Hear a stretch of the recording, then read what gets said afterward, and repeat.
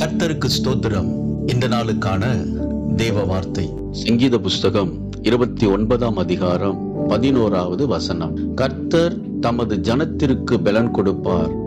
கர்த்தர் தமது ஜனத்திற்கு சமாதானம் அருளி அவர்களை ஆசீர்வதிப்பார்.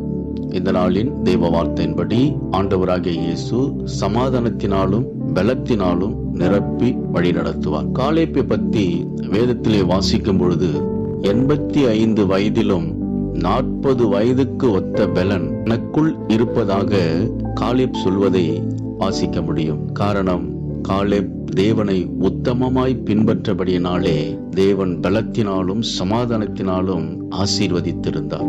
அன்பானவர்களே, ஆண்டவரை உத்தமமாய் பின்பற்றுங்கள், அவருடைய வார்த்தைக்கு கீழ்ப்படியுங்கள். சமாதானத்தினாலும் ஆரோக்கியத்தினாலும் உங்களை நிரப்பி அவர் வழி நடத்துவார். விசுவாசியுங்கள், மகிழ்ந்து களி கூறுங்கள். இயேசு உங்களை ஆசீர்வதிக்கிறார். ஆமேன்.